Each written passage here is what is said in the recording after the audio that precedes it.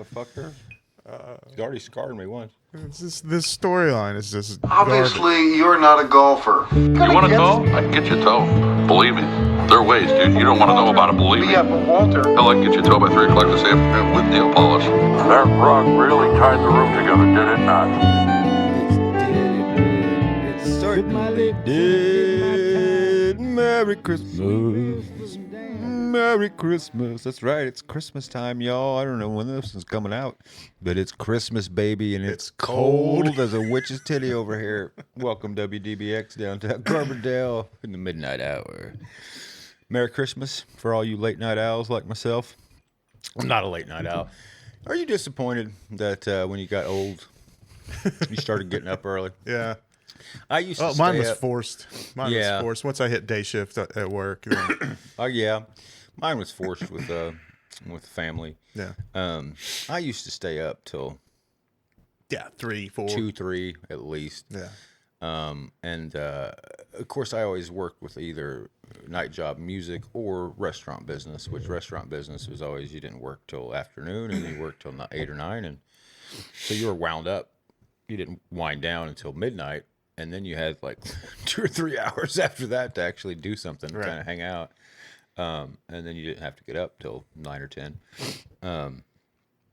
But yeah, I don't know where that came from. Just an observation, I suppose. Momentary realization. What are we doing this week? Oh, it's because it's Christmas time. And boy, oh boy, am I excited. We didn't mention it last week. If you could see by beyond these curtains, it's a winter wonderland out there. We got snow. First snow of the year. First snow of the year. Bon Iver. Yeah. Couple. If you watch Northern Exposure, you would know that when this first snow comes, they all come out into the town and they say Bon Iver, and they all hug each other. And that's where the musician Bon Iver got his name from. He's such a Northern Exposure fan. Mm-hmm. He actually has the Roslyn Cafe, I think it's that, tattooed on his arm. Cool. So I shouldn't say I'm not a fan of his music. I'm not been exposed to a lot of it. I liked some of it, what I heard. A little Exposed. slow. Northern Exposed. Exposure. I've been let's do it. But just because of that fact, I enjoy the fella. We're watching Four Roses. Watching it go empty. Watching it go down our belly. We're drinking some Four Roses single barrel. Yep. This week. Compliments of Mr. Koppel's family. Yeah. Brother-in-law. Thank you, sir. Yeah. He doesn't watch, does he? No. I told him about it, though. He said he might start watching. And I was like, I don't know that I want you to. Yeah, it's one of those things. Like certain people ask me about it. I'm like, yeah, it wouldn't. Be for you. It's not for you. Are you my age and just like listening to guys your age talk about pop culture shit? Because you might like it then. Yeah. It's like we get pretty crass about some stuff. Yeah, we get a little off topic as well, which I think we would be lying if we didn't get off topic. It'd just be kind of a forced facade, wouldn't it? Yeah. By the way, my name's Joseph Eastwood Frisch. I am America's foremost cowboy. I am not wearing my hat. It looks like I'm wearing the same thing I had last week. That happens sometimes. Don't ask me about my hat, but if you have cowboying questions of any sort, you write into me and I will answer them cowboying questions. This is Mr. James Koppel, movie critic, funny man extraordinaire. Yeah, that feels better. This is, Kyle's not here again. Kyle's not getting them credit hours. He's going to show up one of these weeks, I bet, and he'll have some information for us. Hey, what are we doing this week? It's Christmas time. Like I said, the weather outside, It's frightful. it's frightful. I did have a scary drive home last night. They said 2 inches. I think we got more than 2. Oh, yeah. I think we got closer to 4. Looks like 3 or 4 out there to me. Thanks to you for being a trooper and making it through. 4-wheel drive, baby. Snow. That's right. Lock it in and go. Now, what's the difference between 4-wheel drive and all-wheel drive? Because all wheels would be right, four of but them. it's the power, just the way the power is distributed to the wheels, and when the power kicks in and all that. Oh, okay. So it's just it's not all the time. It's not like powers being all four wheels are getting equal power at all times. I mean, it kind of is on all-wheel drive. right. But four-wheel drive is just constant power. Is that the difference? Actually, four-wheel drive high is similar to all-wheel drive. Okay. But then four low is locked in, and then you've got Everything's turning. going. Yeah. Okay. But you don't want to drive around in four low, obviously. No? No. I tried that in the mountains, going up. Like, no, it's going down. Going down. Four high going up, four low going down. I always get it backwards in the mountains. When it starts smoking. I was at it. I'm not going to get into another tangent. What are we doing today for Christmas? I've already said it 3 times. I got my coffee here. Scrooged. We're doing the 1988 Divisive. I was going to say classic, but to me it's a classic. Yeah. But when I started reading about it, I didn't do deep research. Pretty divisive film. Like, critics were kind of split on it at the time. Siskel liked it. Ebert didn't. That's right. Thumbs up, thumbs down. Wait.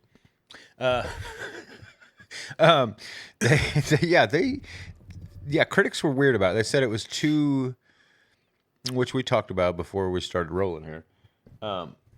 It was, part of it was so, he's so hateful that the switch comes so late in the movie that the cynicism is kind of too much for the movie to be saved by this little turn at the end. Sure. Now you were saying you wished it was like a hard R. Yeah. Scrooge. Yeah. If he's Like Paul Thomas judging Anderson from the made character Scrooge. that he is portraying, he would have been more of a bastard, I Yes. think, than Yeah. Well, he is a bastard to the T. But what you're saying is F-bombs. Yeah. he can't talk like he should be able to talk like Yes. a real bastard would talk. Right. He would be calling everybody a Son of a gun. C-sesser and a Yeah. MFer and a son of a S and a Yeah. son of a B. POS. Yeah. PSS. POV. Minstrels. whatever that is. POV. Hey, man. Aunt Mary. Mr. T. Mr. T. It was. Mr. T would have been great in this role. Oh, Mr. T would have killed this. It's Bobcat's role. Oh yes, that's a good idea. If this movie didn't end, Show me some respect, fool. if this movie didn't end Bobcat Goldthwait's career, then he's got a hell of an agent because he's so terrible in this movie. It does not fit him in any way. I think that Richard Donner thought he was funny, Right. And I think people at the time thought that was funny. It He doesn't was hold up. funny, and it's like his stand-up, and like other movies where he plays like the Booger type character. Sure. It's hilarious. But this movie is not that kind of movie. I'm telling you, I think at the time that went over like gangbusters. I could be wrong. because I still enjoy him. I still enjoy him. He turned into quite a director, actually. But this role, We should have a Bigfoot. is rough. We should have a Bigfoot month, just because he directed. Trucks are Yes, monster trucks of the '80s. We'd have to watch Roadhouse again. It's just there's not that many. well. If we have a Bigfoot episode, Brando has to come. Oh yes. Oh, that'd be awesome. Would it? Yeah, I think it would. That could be one episode, just him talking about Just his Bigfoot. him being out in the desert, and That could get us some new listeners. Bigfoot episode. he's legit been chased. Oh, I know. Yeah, Bigfoot. and I believe him. I really do because I've never. Brando's an old friend of ours, and I've never known Brando to ever lie or make up anything. I have known him to be intoxicated heavily and Now that's very true. possibly. Yeah, maybe see things. yeah. but not that. No, not that. Not to that. It's pretty Not to that level. pretty in depth story. Yeah. And he's not. I love you, Brando. If you're watching, you're not bright enough to make up that entire story with all those details. Like that would take some Brother, that would take some work. And I remember, I do love you when I Can say you that. imagine Mr. T and Brando in a movie together? Oh my it's god, like that'd be magic. It's like a cop duo. Yeah. Or Can we just do like it? Can we- Mr. Like Mr. T somehow there's a whatever the city guy has to come to the country, or the country boy has to go to the city, maybe both. Yeah. Like it starts in one and ends up in the other. Yeah. But that's it. Like do like a first movie. They have movie. to solve like the mystery of some connected character that they both loved died, and nobody will help them but each other. Yeah. And you get a switch back where like Brando's lost guy in the city, Mr. T's showing him the ropes, and then you have to come to the country, and then Mr. T's lost. Yeah, and he's Brando's walking into the showing him playhouse like, "Hey, man, hey, you fools, got any Schlitz?"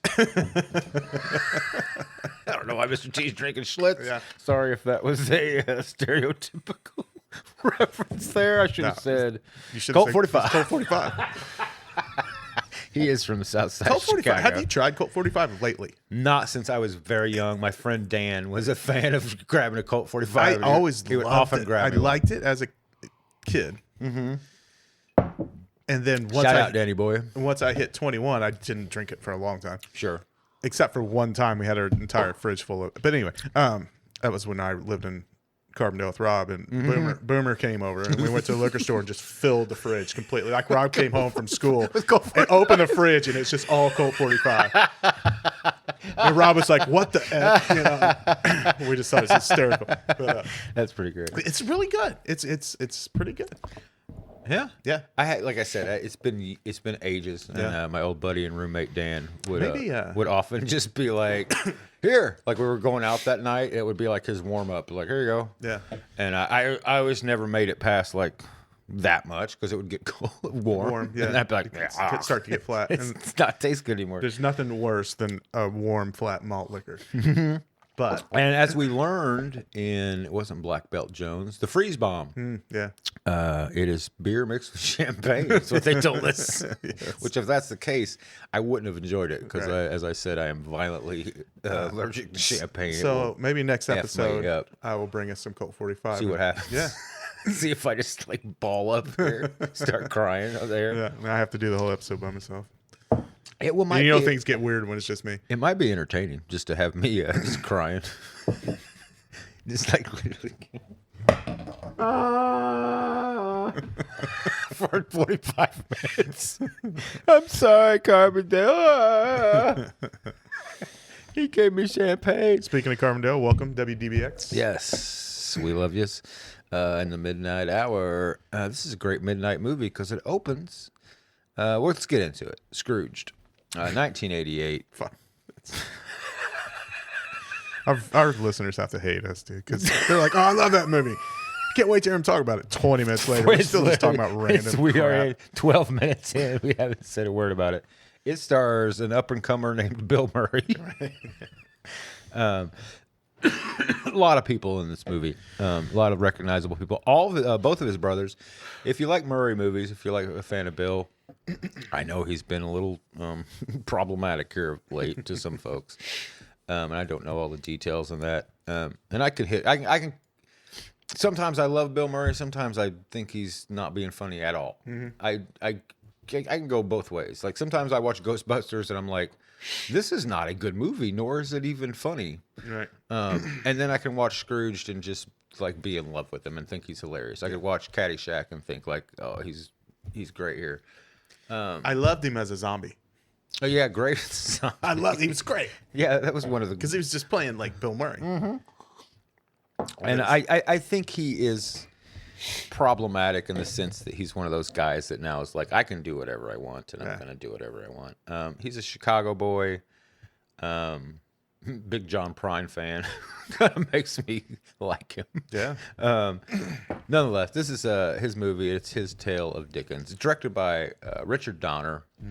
Apparently, they did not get along at all because Murray was like, "You are a box office action guy. You don't know the first thing about comedy, and you don't get what's funny." Like he would have him do multiple takes of things, and Murray would be like, There's nothing wrong with the first one. yeah, that one was the way we want it, and like I don't need to do one that's quieter because it's not going to be funny. Like, and I guess they battled a lot, and I guess some other people on set didn't like Donner as much either for this movie. Donner, of course, directed not only Superman movies, Lethal Weapon movies. Donner's made all kind of movies, and they're pretty solid. Like if you look through his list of movies, you'd be like, he doesn't really have too many misses. Was he right to do comedy? What's this, a comedy? Is this a comedy? What'd you say? I said, was this a comedy? Yeah, was this a comedy? I think it helps the movie because There's comedy in it. there's comedy in it. The scenes that are not comedy, I don't want to say they're scary, but they're really well done. Like there's no there's no nodding at the camera. Nobody's winking at the camera in the movie. Like it is when things happen, like they get pretty bleak and dark in places. And I remember being when I was super young, this movie kind of freaked me out. Several parts of it freaked me out. So I'll get to them. Do you want to know my favorite line from the whole movie? I feel real weird about tonight. That's the second thing. It's a bone. Oh, yeah, He's sitting there with all those kids. Oh, it's so great. It's a bone, you frickin' moron. Oh, I love that scene, man. The first time I watched this movie, I was like, that's hysterical. And then it just never stops being funny to me. In fact, it's funnier now than it was the first time I watched David Johansen. It's a great character. Perfectly cast. It was going to be, who was it going to be? I read it was going to be somebody else that I was like, oh no, why would that would not have worked. Let's get into it. It starts Scrooged. It's a Christmas movie, unlike the last Christmas movie. Christmas music plays instantly. Is it the kind of Christmas music that's warm and fuzzy? No, it's minor key. Dun, dun, dun, dun, dun, dun. Christmas to let you know, like this is not your run of the mill Christmas movie. Very scary opening. I wrote down Tim Burton jerks off to this opening every night. Yeah. Like it literally looks like Tim Burton would be like, oh, God, oh, I want that for my movie. I need a new young girl that looks like an emo. I'm going to trick her into thinking I'm cool, even though I'm 70 years old. We see an elf shop. Just because you're 70 doesn't mean you can't be cool. No, by the way, for all our 70-year-olds out you there. You can date 19-year-old girls that are, into emo boys. They have no influence. Anyway, we see an elf shop. The elves are creepy. The Santa's elves, like they're not quite. Some of them are kid and some of them are dwarves. Some are kids, some are little people, some are kids. It's a weird mix, which makes it kind of creepier. You're in Santa's workshop and terrorists show up. Yeah, shooting out of the sky. They have, just out of nowhere. There's bombs coming in. People with guns everywhere. Mrs. Claus is like, get to the guns. Get to the guns. They open up a cabinet of guns. Yeah, it's just all the elves, arsenal. They everybody's grabbing machine guns. It's the 80s, so everybody's got I don't know what those were, but they're the classic toy machine gun you'd get as a kid. Just here's a clip. Which Just makes, got a handle which on makes top perfect of it sense for some Santa's reason. workshop. For it to look like a toy gun. Yeah, you're right. Yeah. Maybe that's why they look like that. I think they were a Vietnam gun. If Shark was here, he could probably tell us what they were. Like an M15 or... I thought that was an explosion, but I don't know nothing. Then Lee Majors shows up. Everybody's like, Lee Majors. Lee Majors, Santa. All the fighting Break stops character. for a minute. Yeah, they're like, oh, Lee Majors, you're here. And You've been a very good boy. You've been a very good boy. That's right. And he says, we got to stop these terrorists, Santa. And they're like, only Lee Majors can save us. And then we realize we're watching a commercial because we hear the narrator say, this Christmas, only one man can save Santa, Lee Majors. And then we cut to another. We realize we're watching a reel because they also tease a movie that's coming up called The Night the Reindeer Died, which is a good one. Yeah. And then they have, followed by Bob Goulet's old-time Cajun Christmas. Yeah. And you get Bob Goulet rowing a boat down the swamp. Yeah, singing his Christmas song. Yeah. I want to watch Bob Goulet. I want to watch that whole thing. Cajun Christmas. Yes. Yeah. What is it? What is happening? And so the one movie that they kind of promote is Buddy Hackett, Jamie Farr, but which turns out to be the Christmas Carol. The Christmas Carol, yes. It's Buddy Hackett.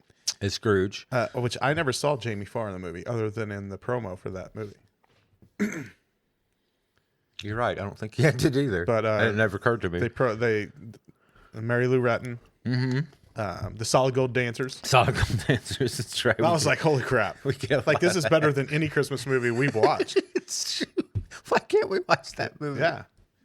If it was like a modern day director, they would have like compiled the clips together to have, on the Blu-ray. It would be like, here's the actual footage of that movie. It would be great. We get Bob Goulet's Cajun Christmas. Does he go? Obviously, something's going to happen. He's going to get stranded in the swamp. I want it to be like we're halfway through. I want him to I really wish. Is Bob Goulet alive? Can we somehow make this happen? Because I want to see that so We bad. could do it, man. Then we have the last one is this black and white looking show. It's like, where's Dad? And they're like, probably chasing that beaver around. And Dad loves beaver. Father loves beaver. Yeah. And we realized then this whole thing's just been a sizzle reel, and they're in Bill Murray's office, and we see Bill. Bill's looking a little rough. Yeah. He's got some pox marks showing in his face. He's looking like, he's starting to show his age a little bit. He has a nice reveal first shot there, and then he's like, they're showing him the reels, and he's just a jerk to everybody. And then he's like, let's load up what I would have done, what he would have done, which he just runs. He already did. Yeah, he already did. And it's just like the stupidest, scariest, you know. You got to make them fear missing the movie. They can't. Because Bobcat's character is like, we've already got people like that want to see this movie. Mm-hmm. He was like, wanting to see it's not good enough. They got to fear missing it. Yeah, they got to think their life depends on seeing it. Yeah. So that's what his whole trailer is. It's literally just like Charles Dickens, immortal classic. Terrorism, explosions, like nuclear war, highway shootings. That's my favorite one. Yeah. It says highway shootings. It just shows a guy with a shotgun leaning out of a car, shooting you POV right in your face. With the ravages of today, Yes. you need to watch this clean, wholesome. Yes, it just might save your life. Yeah. One guy, as he's walking out, is like, has his hanky to his mouth like he's going to throw up. Yeah. Bobcat's the only guy that speaks up, and he's like, this might scare people. And he's doing his Bobcat voice. And like you said, would it have been better if he just played the character as opposed to doing his voice? Because many years later, he just was like, he dropped the voice. And was like, that's not me. Right. Which was hysterical in stand-up comedy in some of the movies. But this some movie, of the movies. But I just fear, like, why would you keep doing that? Right. Eventually, when you drop it, people are going to be like, wait, what? I mean, he could have. There were a couple scenes where he could have done it like a little bit in this movie, just to let everybody know, hey, I'm still this funny Bobcat. Yeah, just a couple times. But he could have straight played most of this movie. Yeah, but he's not. He's like, you're gonna stab people. Ah! And Bill Murray's like, thanks for the advice. And then of course he fires him, and there's a weird scene where he's watching him. Yeah. He's like through the telescope. He's timed how long after it takes he fires him. after it's fired him for him to be outside. Now let's talk about Bobcat's arc in this movie. Yeah. Bobcat gets fired. Right. Christmas Eve? Day before Christmas Eve, right? I think so. He goes down, his character, this movie takes place like a day and a half or something. His character goes downhill Oh, yeah. so fast. Yeah. Because he's talking about going home to his wife and trying to have to explain it, but he never does. He's on the street the whole time. He's like, he gets fired, and he's like, he's not like super down about it. He's like, my wife's understanding, and she'll understand. Maybe she will like living in the studio with Bob. He has no backup. Right. So it's like we're having to move immediately. Right. And you're right. You never see him go home. However, later in the day, he says his wife left him and took his baby daughter Right. and kicked him out of the house. So he's been home. He's been home at some point. Not that we needed to see that, but No, there should have been some indication. We didn't need to see it. However, every time we cut to him after, he's outside. He's like, "Ah!" He fires him. Bill Murray's watching him through a telescope, which is pointing at the floor. Very bad direction. Like, just move it just 2 foot over and have him tilted up. He's literally looking at the floor right through this telescope. And he's like, 4 minutes. That's great. Looks like Loudermilk's going to have a bad day. Loudermilk's off there crying. The next time we see him, he's drunk and he's got a bottle of something, right? And he's already disheveled. This is like hours after he's been fired. We see him again later. He's even more wasted. Right. We see him the next day. Every time, by the way, somebody runs by him and splashes him. And he loses his bottle of booze. And he loses his bottle of booze. It's booze. A little road water, it'll be okay.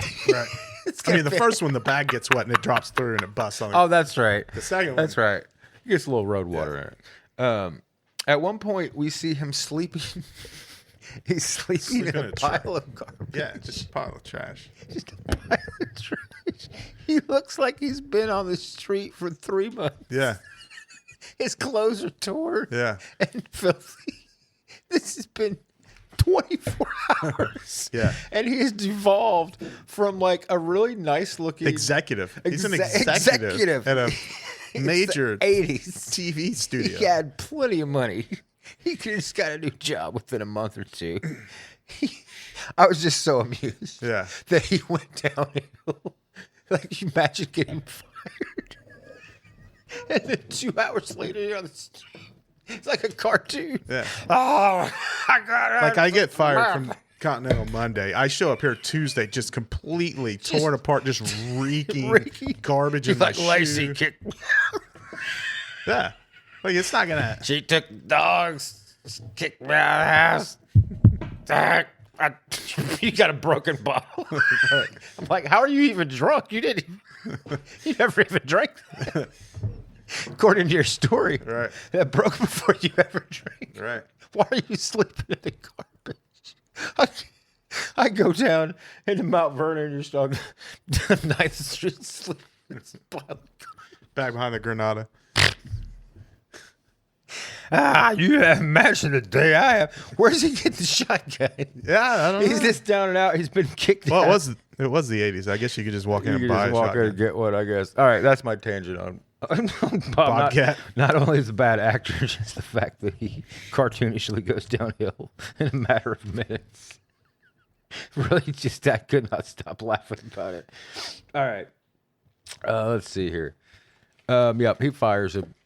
He's watching him with a scope. Tab colon vodka. Yep, Tab Cola and vodka is his drink. We thought about trying to do it today, but Tab's hard. You're gonna have to order that. Tab is not easy to come by. Yeah.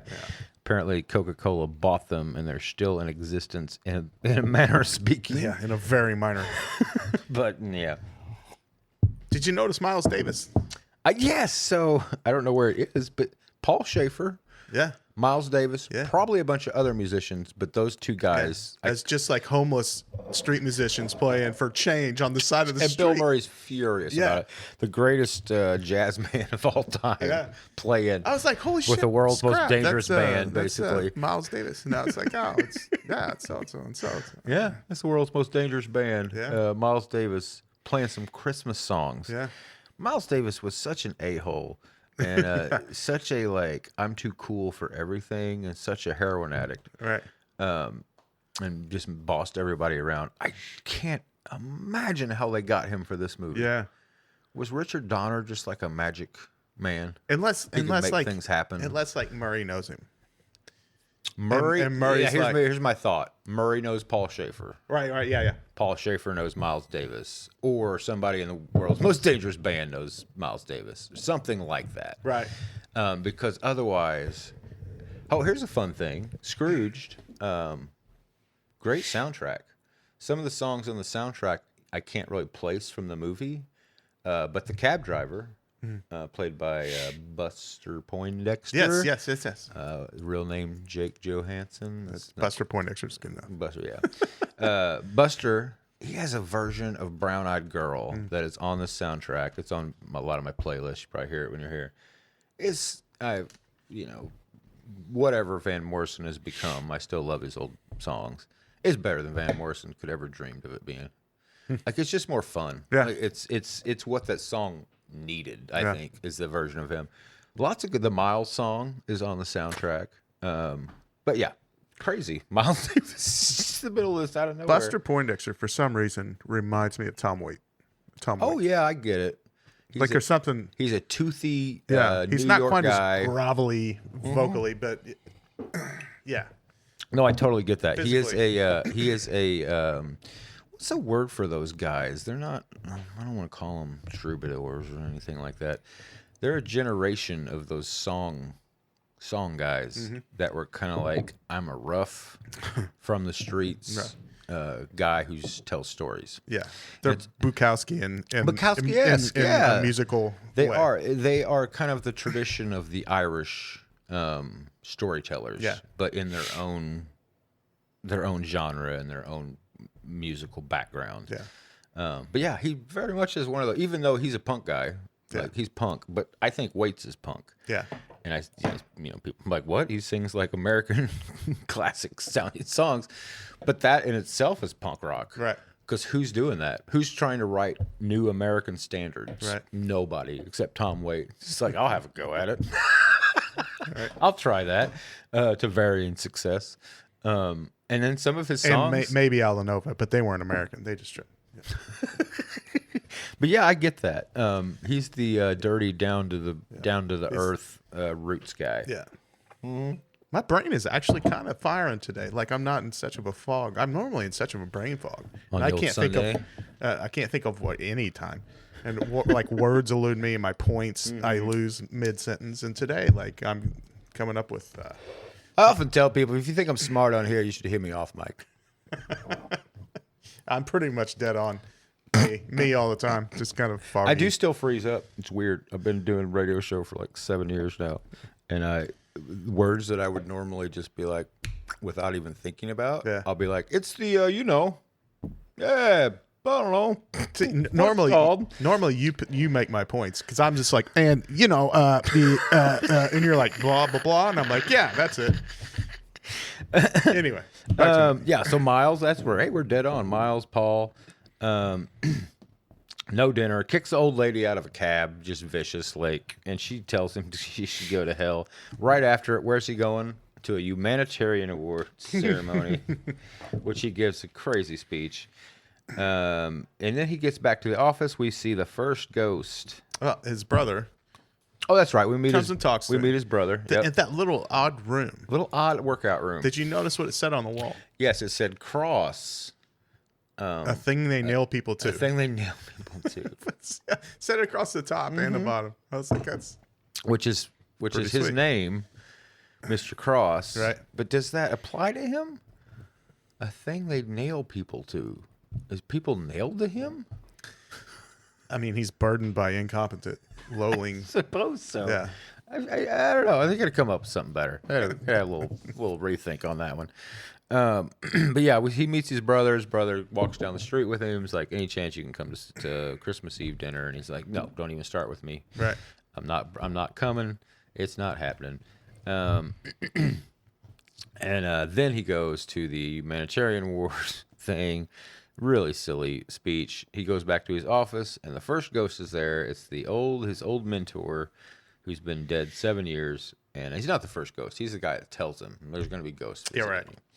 There's a cool scene where a golf ball falls on the back of his head because a mouse pushes it out. That's a pretty cool scene. It is cool. It goes back inside, and it just freaks him out. Of course, Bill Murray shoots him like so many times, and he's doing like bam, blow, boom, and then the guy's just pouring himself a drink the whole time, and he says, I don't mind you shooting me, Frank, but take it easy on the Bacardi. Yeah. Which is a pretty good line. He then proceeds to have a drink, to which, once again, cartoonishly, liquid flies out of all the holes that have just been shot in him. There was so much more liquid coming out of him than what he was drinking out of a glass like this. He drank that, and then a gallon of liquid squirts out of him. It's hilarious. It was hysterical. And this is the part that scared me when I was little, because Murray won't listen to him, and he ends up grabbing him by the throat, and he pushes him out the window, and then his hand freezes, like around the window. and Murray's like hanging above the street, and he starts tearing at his arm, and his tendons all rip out. And then Murray falls, and then we see him wake up as he's falling, and he hits the ground, and he's On his desk. yeah. And which I have some problems with. Where is he, and how did he get places later when he starts waking up in different places? Sure. But anyway, just like the old Scrooge, he's like, it must have been something I ate. I drank a little bit too much.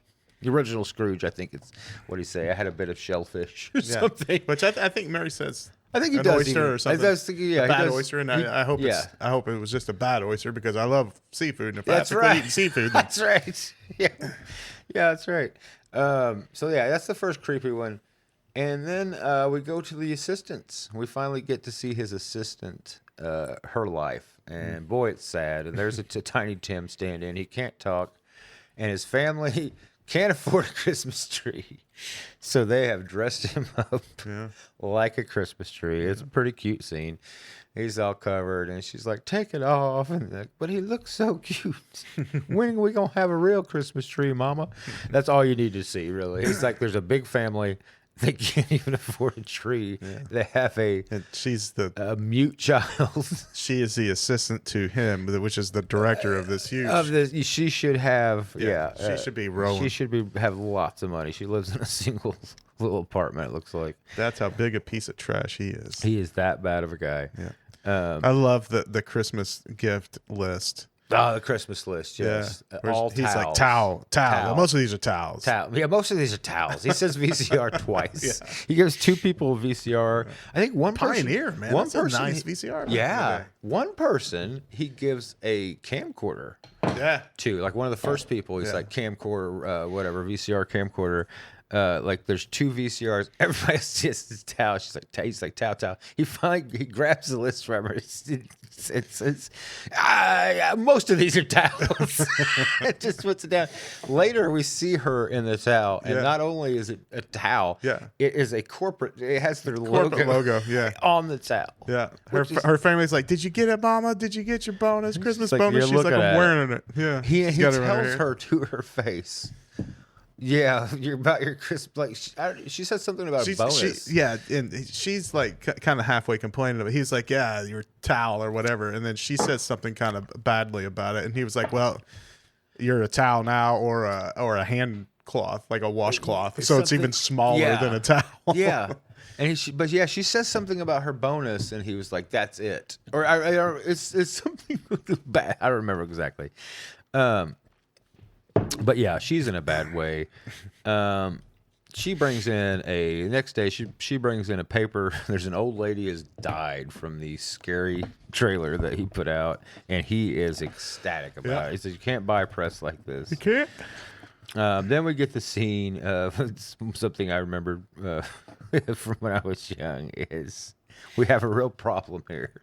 You can see her nipples. Yeah. To which there's a weird, just grip or I don't know, some set deck guy standing there, and he says, "You can barely see them nipples."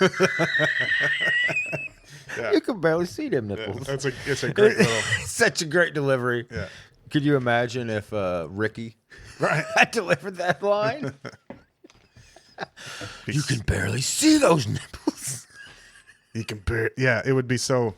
It wouldn't be C up high because that's where your voice should go. You barely see those. That's something terrible. Mm-hmm. God, he was such a bad actor. He was so bad. You can barely see those nipples. It'd be like the inflection would be all wrong. You can barely see. He's turning into Chris Paul. You can barely see them nipples. The ice is going to break. My favorite Chris Walken impression I could do from Dead Zone. Old lady dies. He's happy. You can barely see them nipples, and then they are out just a bit. They're just a skosh of the areola. PG-13 movie. Yeah, just a skosh of the areola. Just the old Toyota Corolla sticking out there, and that's when. I say Choir shows up, but that's when Claire shows up, and it's Karen Allen from Indiana Jones fame, and just looking as cute as can be. She's got a little red Christmas thing in. She just looks happy. She's the opposite of him. And I will say, watching this movie, why on God's earth would she take him back? Right. All he does, he's still an assaulter. Still a piece of garbage. The entire way through until the very end. Right. And he's still a jackass about it. I was going to say, he's still a jackass about it to the point where I'd be like, you're not going to, you're to tomorrow morning, you're going to wake up and this be is like. a PR stunt. Yeah, you're going to be like, you know what? I would still like my money. And I'm going to have to dump this attitude if I'm going to still be boss. Nonetheless, this is where she shows up, and we find out she calls him Lumpy. This is also where, right in front of her, this would have been all right, you should probably just leave him. He grabs the assistant's little boy. Yeah. He's like, what are you doing here? Who said let you in here? He picks it. He's like shaking it. Yeah. The little boy's like 8 years old. He's like, who told you could come in here? Do you work here? Do you work here? To which his assistant... Which child labor is clearly fine with him. As long as yeah. He's never taken the time to know what his assistant's family looks like. Right. To which she grabs him, comes up, is like, what are you doing? This is my son. I thought he might have fun seeing something being filmed. Nobody's having fun here. No, yeah, look around. Nobody's having fun here. Shooting a live show on Christmas Eve. What a jackass. Yeah, excuse me. And this is where this is the hammering bit, which is kind of funny, where he keeps saying, could you please stop the damn hammering? Right. They will not stop No. until they do finally stop, and then the whole set collapses and hits the sensor lady. Yeah, That's that her poor first- sensor lady. That's her first accident. This is a runner in which she's going to get hurt. Is that her first accident or her second? I don't know. Seems like she got hit by the pole. That's the right. light pole. During right the off nipples. yeah. During the nipple conversation, she got hit with a guy swinging a light pole. Hits her in the Yeah, face. she gets That's hit right. like 5 times. So now she gets hit again with a set falling on her, Buster Keaton style. Then we get a flashback to Frank as the dog, the Frisbee show. Frisbee. And this is he finally meets the next ghost, and it's our boy from Buster, first of Buster all, Keaton. the Buster Or Poindexter Keaton. going Buster Poindexter. going through the door. And then Bill Murray tries to go through the door and just walks into the door. That's a great skit. That's a great physical comedy skit. Yeah, it is. Boom. That Buster points his head back out. He's He's like, like, I love that bit. Love that bit. That's hysterical. That's a great comedy. He opens the door for him. Yeah. He comes in, and the first one is right. He's at his. Did I skip that?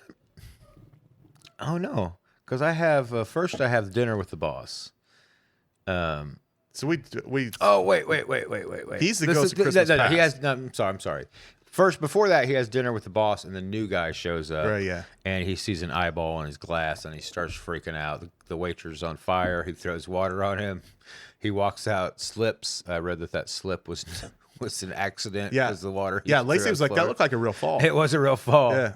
And in fact, if you look at the other actor, he's kind of like, I think he even like looks up like, are we gonna cut here? Yeah.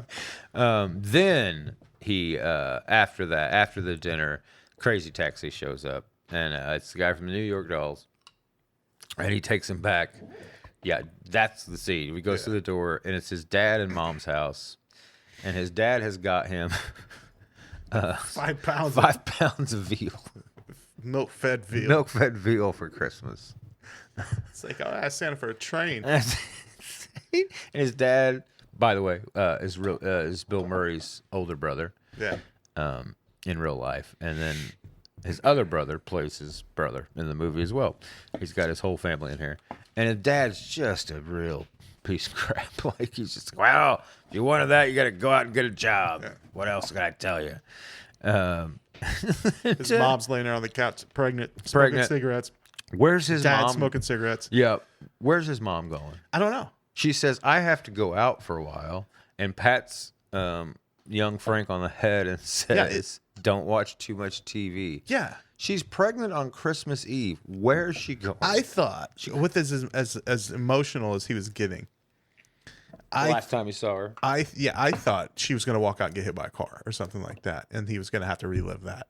Ah, I kind of thought. But I don't know if she's just like, screw it, I'm leaving. you and Well, that would make Your sense. dad. But then the brother would be. Then he wouldn't be raised with his brother, and we see a picture of him. well, there wouldn't be a brother at all because she was pregnant. Well, by yeah, a car, that's what I but- mean. Like she. So I was thinking if she just left him, because I was thinking maybe that he left because, of course, one of my favorite lines of the movie is when they're going up there. He says, "Somebody saw their mom." Niagara Falls, Yeah, Frankie. And then, of course, he's like, whatever. And then when he sees his mom, like, kiss him, he starts crying. It's a very effective cry on Bill Murray, too. Genghis Khan saw his mom. Niagara Falls.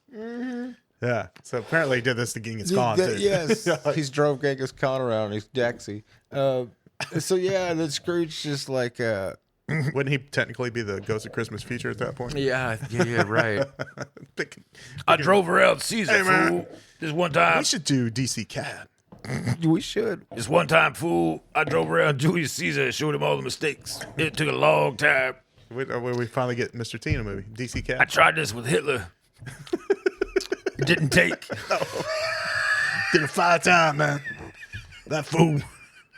I showed him what he was going to do. He was like, yeah. Christmas future. He was like, hell yeah. I tried this with all of them. Mussolini. Sometimes it works. Obama. It worked on him for a All while. the tyrants. All the tyrants. Clinton took to it for a couple years. He was like, screw it, it's worth it. I tried it again. He said, nope. I got too many abortions to pay for. I tried it on Trump 10 times. He finally bought me off, and I changed his future. Gave me so much money, I changed it. I said, you know what? Maybe you're not going to burn up alone. All right, where are we at here? Marine? No. Hey, man. We're way past the, hey, man, listen, fool. Uh-oh. You know how hard it was to make. Uh-oh, I'm dead. You know how hard it was to make that sniper miss him and just nick his ear. Took some real interference, fool. All right. Yeah, Dad gets in veal. Where's she going? Niagara Falls. Niagara Falls, Frankie. Then we go to an office Christmas party where there's great hair everywhere. There's a chick who's giving away copies of her photocopied butt. That party looked awesome. It did look like I would have good stayed. time. There's not many parties I would stay at anymore. 'Cause I'm a bit of a workaholic. I'm a bit like Frank. It's hard for me to stop and just do something. But yeah, I would have had a good time at that party. I would have been like, even today, like screw this. Yeah, me at my age now. Yeah, I would oh, stay yeah. there. I would be I like, would this is hung a out. great freaking party. And of course, Butt Copy wants to hang out with Frank. Wants to eat Chinese food, to which he tells her, "You shouldn't eat that stuff. They're cutting up alley cats." Yeah. Sir, you don't stay away from This that just stuff. validates Trump. Not good. It's one of those really like, come on, really? You putting that in the movie? Yeah. Then we It's the '80s, man. That was top class. That was top notch humor. You know what this movie does? Yeah, you're right. Yeah, just make fun of a Chinese restaurant. What this movie does well and why it makes you really love Claire. You know about meet cutes in movies, right? Mm-hmm. When you have the meet cute between a couple, you get several of them in this movie. Yeah, because you've already met her when she comes in to meet him, and there's like a magic moment when he like sees her, and it's like, what? Right. Is she really here? The lost love of my life. And you see her, and she's just looking adorable. And then they do it again because you see them meet for the first time. It's really a pretty clever way to endure the audience to a character. Is that you see them meet twice, and both of them. This time, she hits him in the face with the door, and you realize, that's why she calls him Lumpy. So that part of the movie. Do you shop here often? Because if you do, I'm going to start walking on the other side of the street. And their whole like montage of getting to know each other's fun, and then Christmas, he gives her knives, which is just I've never liked anybody enough to give them knives. I've never trusted a woman enough to give them knives. She has a swing in her kitchen. Did you notice?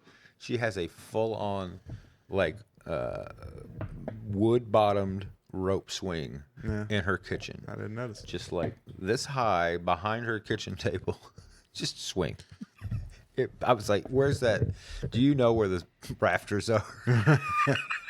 I was really worried about that swing. Yeah, this New York City apartment. But yeah, Yeah. I'm sure the landlord's cool. You know, we skipped past It's a Bone, right? Oh, we did skip about. No, I don't think we did. Yeah. It comes after this because then Crazy Taxi takes him to the Maybe. Yeah, you're right. yeah. We're on. the office after the office Stay party. on target. He meets Claire again. She buys him the caramel sutra. It's my favorite Ben and Jerry's ice cream. That's a great name for ice cream. Oh, dude. dude, have you ever had caramel sutra? No. Oh, Jesus Christ! All right, just a quick commercial for Ben and Jerry's. Maybe they'll throw me some caramel sutra. It's Maybe like, they'll throw you a bone. It's like one of my I will still eat this thing on once a month. It's half white, half vanilla, half chocolate, with like thin, like super thin, just like shaved pieces of milk chocolate in it, and then the whole middle is just a caramel core. It's like the best ice cream caramel you've ever had in your life. It's called Caramel Sutra. A little Freudian slip there. Anyway, And I'm on my way home. I'm not stopping to get some. it's worth it. Yeah, she buys him the Kama Sutra, and of course he makes a big joke about it. And he goes through it. And he's like, "Done this, done that." It's a pretty fun scene. My friend did that. Friend did that. Like he told him. You think half this movie is just him improving? Yeah. It Yeah, has I think to be, so. Yeah, right? yeah. It literally, I think, Most of Bill Murray's movies, I feel. yeah, I literally think like they're like, all right, and then she's gonna give you this book and just I just feel like riff. everyone else's characters are written out pretty well in all Bill Murray movies. Yes. And then he just walks in with no script and just improvs the crap out of it. That, or does he just ignore his lines and make up everything? Yeah. I mean, I because one's like purposefully, one's team effort, one's not. If the director and the writer are like literally just leave a gap there that says like on day whatever, Right. that's cool. But I have a feeling Bill Murray's going to come in and be like, "This is trash. I'm not reading that. I'm just Yeah. going to make up stuff," which is not cool. Right. But if you're a good director, you have them say the lines the way you want them, and then you say, "Have fun. Just Right. do whatever you want, as long as you get the message across. Make it as entertaining as you want it to be." I mean, that's the way I would handle them personally. But you've been handled by me in the director's chair. Yeah. But this And I'm one- such this- a big star. I was like, I don't have to listen to this guy. This one just seemed like he was like, "I'm doing whatever the hell I want to." How much time we got here? Not much. We're about out of time. Then he's on the Frisbee show, and this is where their relationship has progressed many years. He is playing Frisbee the dog, and that's where we get the line. Who's "It's a bone"? The kids are yelling. The live audience children. It's Live a bone. What is this? What is this? What could What this is be? it? What could it be? And then Buster stands up and says, It's a bone, you freaking moron."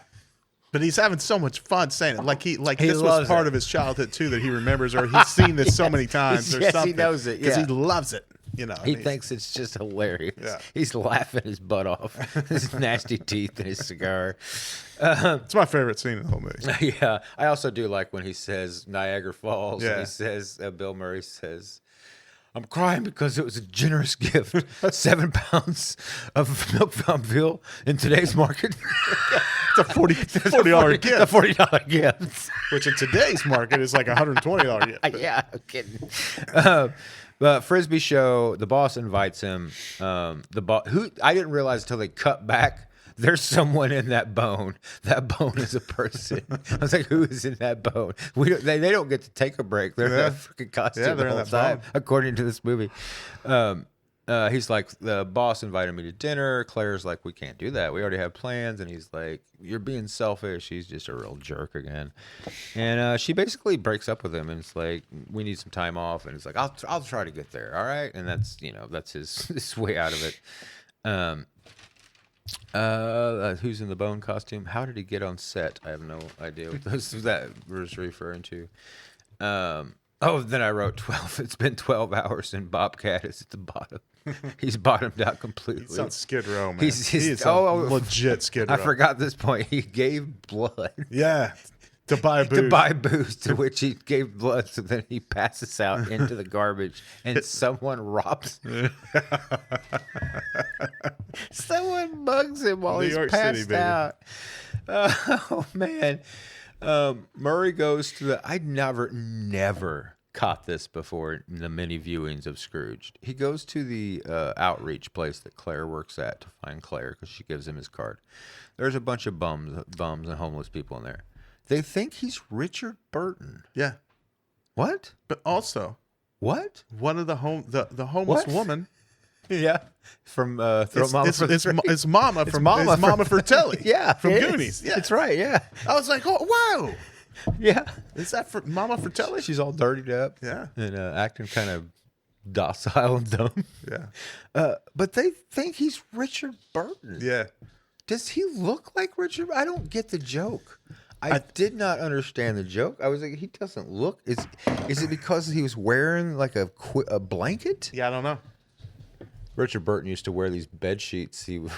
There's a great clip on Letterman of Richard Burton. He's wearing this insane looking coat, and Letterman's like, "What's going on with that coat?" And he's like, "There's a woman I lusted after for many years." I'll tell the story. I'll tell Carmen about it. Like, I lusted after this woman for many years, and she just turned down my passes over and over again, and I would not let up. All right, Richard. It's like I would not let up on her, and then finally, at the end of the movie, she said, "Okay, you're gonna.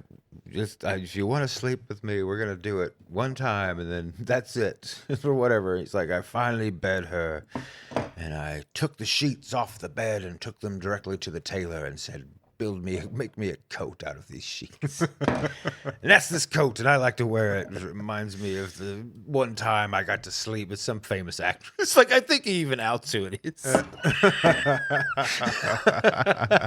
So, but anyway, good night, Carbondale. Thanks for listening. You can find us anywhere podcasts are found, or on the YouTube. Happy holidays. 20 and 21.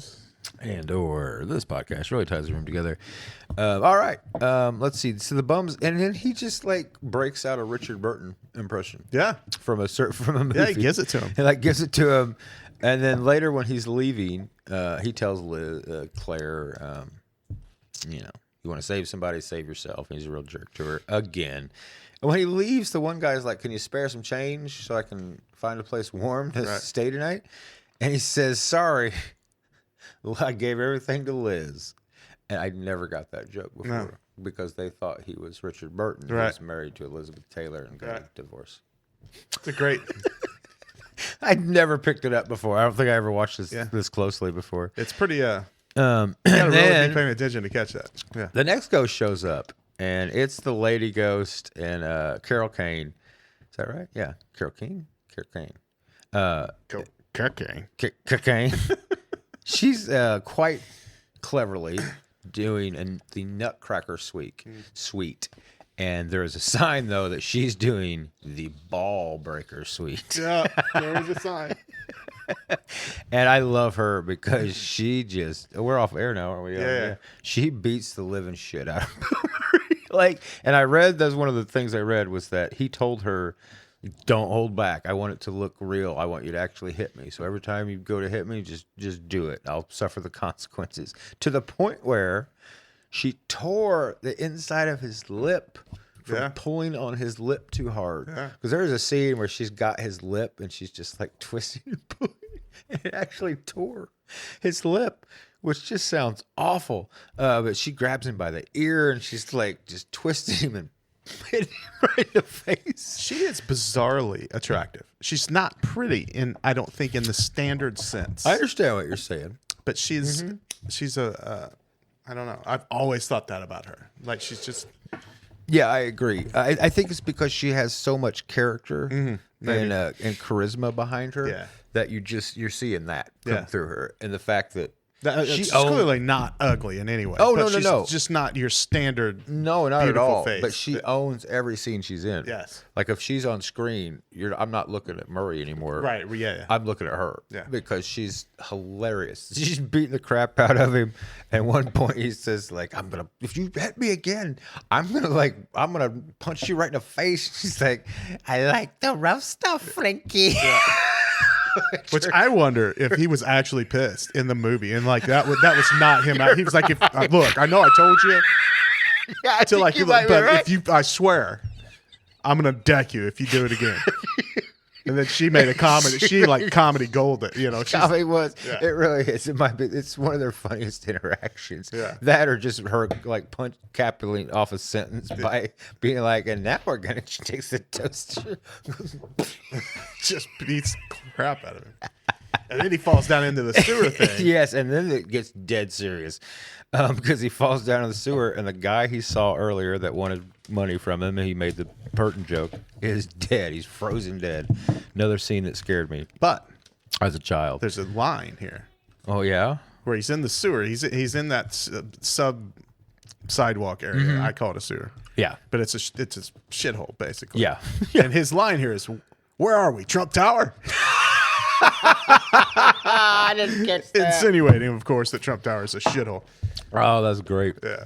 I didn't catch that at all. Yeah. But yeah, the poor guy's frozen. He's dead. And this is what I had a problem with in the movie is then he wakes up and he's looking at a TV monitor and he's on the set.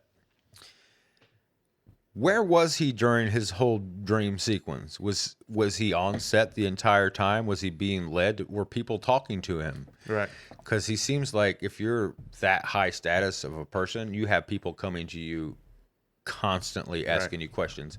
And it appears that he's just kind of drifted off on set. He's watching the scene. And we did miss that where she takes him. I didn't even get that. I just had she beat him up so much I was laughing.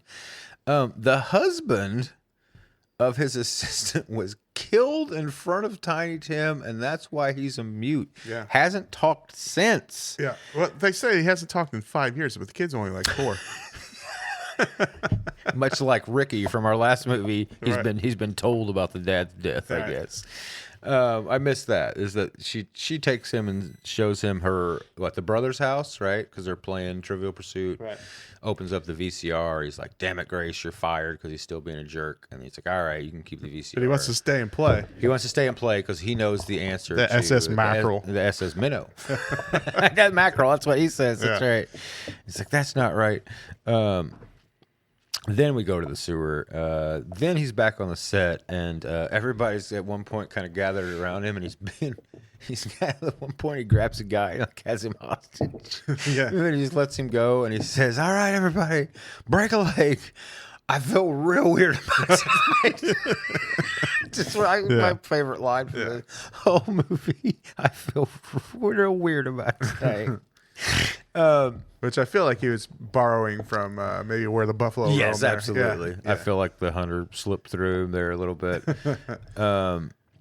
We missed a part where they're gonna staple some antlers on a mouse because Yeah. they can't figure. The super glue won't hold. Super glue won't hold, and Murray says, "Staple them on." And luckily, Claire is there to be like, "Don't you dare!" And of course, the animal guy's like, "I wouldn't think of hurting this mouse." Yeah, but it's fine to super glue. Yeah, because the head of the network wants programming for animals. Yeah. It's the future For cats and dogs. cats and dogs, Especially cats. So we cut to the very first opening of their Scrooge is a guy playing with these mice with antlers, and we cut to the boss's house, and he's got cats everywhere, and 3 of them are looking at this screen, and he's like, "Look, it works." So I was like, he did all of that just so he could do that on his couch, Yes. essentially. Yes. I told you. This is when Bobcat shows back up. He's got a shotgun. He's shooting up the place, and it's one of those like he didn't want to kill him because he's shooting like 3 feet above him everywhere Bill Murray goes. He shoots at the place. Well, he's shooting like a city boy. Well, that's right. That's right. If he's a cowboy, he'd know how to shoot that shotgun. Also, he probably wouldn't bring a double barrel shotgun to a fight like that. No. Probably need a pump action at least. Anyway, 22 would be fine. 22 be fine. Death looks cool when Death finally shows up. Yeah. He's got all the things inside him. He's like, did our guys do that? Which I thought was fun. And then Death takes him to Tiny Tim's room. He's in a crazy house in a padded cell, which I was like, that's not what's going to happen to him. Just because he can't Just because talk. the kid doesn't talk. You're not going to lock him up in a crazy house. Although in the 80s, that may have happened. It might have been. He was black. Then what's the other future? Is there another future besides him being cremated? I don't think there is. Claire. Claire has Claire's become a cynic. Heart of stone. And Yeah. has a heart of stone just because he told her to take An old care friend of once herself. told me, Yeah. save yourself. Save herself. And because of that, she's become like a rich, white-faced ghoul. Right. It's like I was just at- perturbed that those homeless children Yes, are there's there. homeless children, those creatures. Get those creatures away from like all that because of a sentence somebody told you. It's not usually how it works. I said Claire's is stupid. And then we see his own cremation. It's pretty effective. He's like, "Oh no, my brother's died." His wife's there crying. Then he sees his brother. He's like, "James, hey, I'm over here." And of course it's him that's in the casket. And there's the only two people there. And he goes in. Yeah, he goes in and then he's in it. And then he goes in, and as it goes in, I'm in there. He's in it. He's like, I'm in here, and then he is in there, and he's kicking, and that part's pretty effective. Yeah. A comedy director wouldn't have been able to pull off that kind of stuff and make it like, work. I think a horror director might have been able to do it. Nonetheless, his own cremation, and then he comes out, and now he's finally happy. Like he's finally got it. And it's like it does it play more of a mental breakdown? It's 100% a mental breakdown. As opposed to I've been saved by the spirit of Christmas. Yeah. Because it seems more like he's playing it like a mental, like literally like something is snapped, and it seems to end happily, but he should probably be going to that padded room Yeah. after this. He's going to need some counseling for sure. Something's got to come of it. Yeah. He comes out. He's happy. Bobcat's there. He says, Bobcat, you're rehired. Doubles out. Double salary. You want my office? He's like, no. He's like, that's so you. I don't like your office. I don't like your office. Yeah. He's like, that's so you. Me and the milkman. To which he's like, I got a job. So he's like, then what happens is of course, this is probably the part people remember the most, I would think. Oh, the weird part though is when it's weird. He goes into the control room and he forces people to party. Right. He forces people to have a good time. It's really I don't hear any partying in there. I don't hear a party at. He's like shooting Bobcat guns shoots at. the window out. Shoots and the he's like, window out. Everybody dance. Dance. They're like a bunch of scared people. It's really not. It doesn't quite work. The censor lady, she is so hurt by now. She's been banged up. Yep. And Bobcat ties up the new Weasel guy. We didn't talk much about him. Yeah. He's kind of came in to replace Murray. He's got him tied up, and this is when Murray shows up, and one of the he starts talking to the camera. Everybody starts freaking out. Control room's got Bobcat, making him where they can't turn it off. The boss is at home freaking out. Mm-hmm. Everybody's like, what's going on? And he starts telling him about the miracle of Christmas and how it happened to him. And I'm telling you, if you just take that outside of context, Yeah, he's having a breakdown. you're like, this guy's falling apart. Like, it would be the most talked about TV debacle of all time.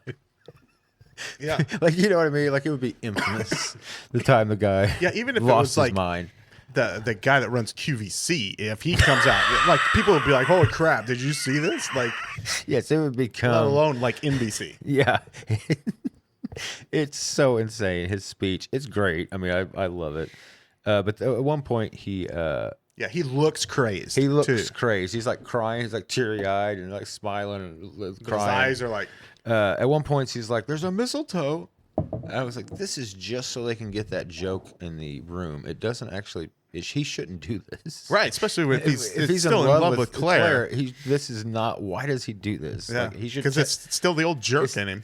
Yeah, he should tell somebody else. Like, there should have been a little bit of a like, I like this girl story. It would have been really simple, Right. to have a guy like daydreaming about like girl boy looking at each other and him being like, Marty, there's a rule.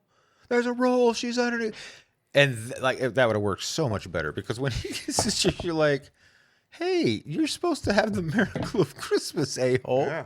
Why did you do that? You're in love with this other chick. And it's a decent kiss. I mean, it's a... Yeah, and he says that was good, but it wasn't great. There was only one great one. Of course, Claire and the homeless people see it, and they're all like, they cheer it on. And she's like, well, I guess I'll go.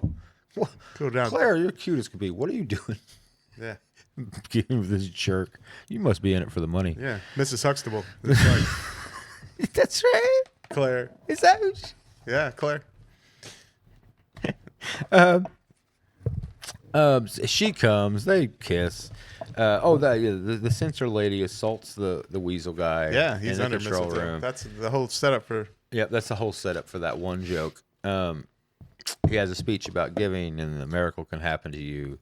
And Claire comes in, she kisses him. He says, "Merry Christmas." At this point, everybody's on his side. The whole set's on his side. He's like, "Who would schedule? What kind of asshole would schedule a live broadcast on Christmas Eve?" And the camera kiss. Only you, Frank. It's like, that's right. Gives him no finger. It's like, that's right. It's true. Only I would. But yeah, he goes on about like you got to stop thinking about yourself, and if you start taking care of other people, you'll realize that it makes you happier than trying to make yourself happy. And it's a great Christmas speech. And he's like, you got to pretend every day is Christmas. And then, of course, Tiny Tim, he says, "Am I missing anything, big guy?" And Tiny Tim says, "And good night to all," or whatever. What's he say? "Merry Christmas," and Whatever the, what the hell? pinnacle moment of the Pinnacle whole... moment of the movie. Oh, I didn't write it down. What is it? Good night to all, and to all a good night, right? And to all a good night, and Merry Christmas. I don't think that's... God damn it, and a Happy New Year.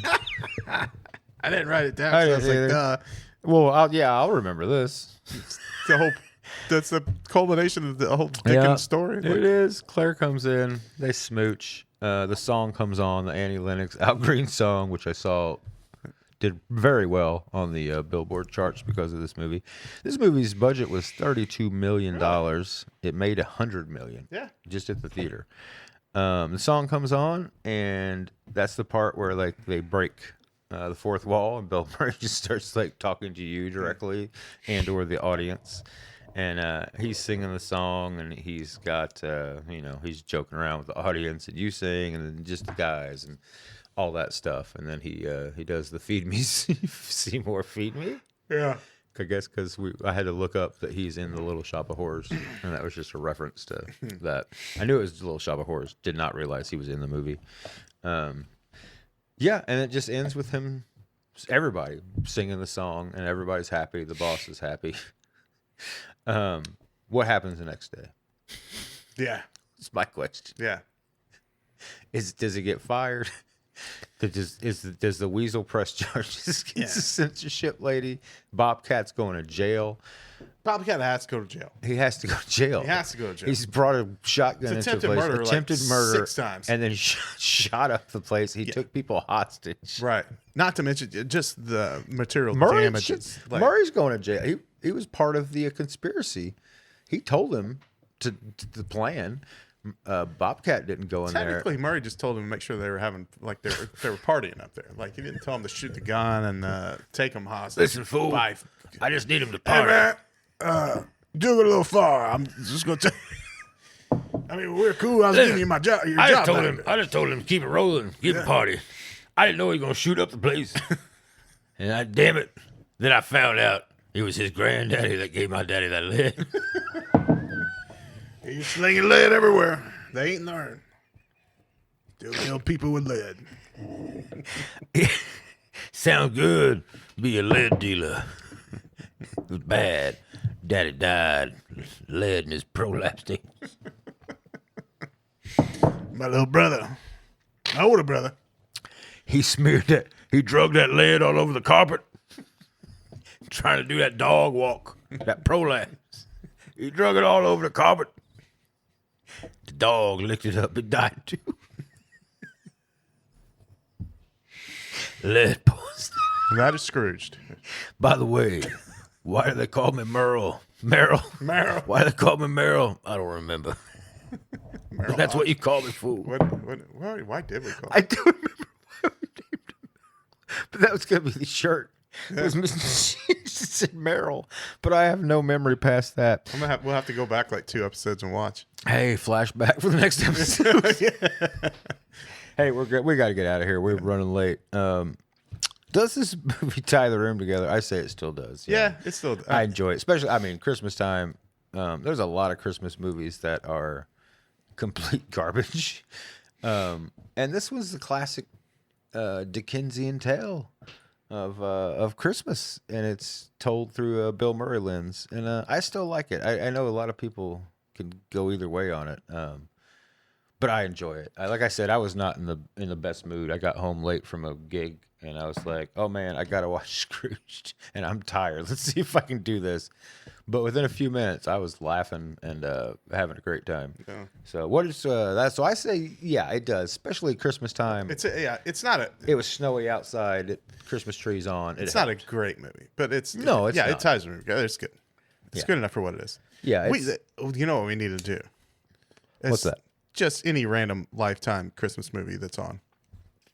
I own a few of them on the Amazon Prime. But yeah, you're right. There's one we watch every year called A Very Nutty Christmas. It's about a nutcracker come to life. And God damn it, it's highly watchable. But every time we watch it, all we do is be like, what? That's so impossible. What? That's just stupid. Like every little bit of, and it's a Christmas movie. So there's, miracles involved with what happened. But it's so like the little things about it. It stars I'm not gonna get her name right. You would know her as soon as you saw her. I think she played Sabrina, the teenage witch. Oh yeah. It stars her, and she bakes cookies. And there's a scene where like literally she'll get a phone call and be like, "Yes, okay, thank you, General. A general from the army just called. He wants 800 cookies by tomorrow." She'll be like, okay. And then at one point, they have the recipe written up for the back of it. And it has something insane like 48 eggs. We should make those. We should make the recipe. And see how it turns out.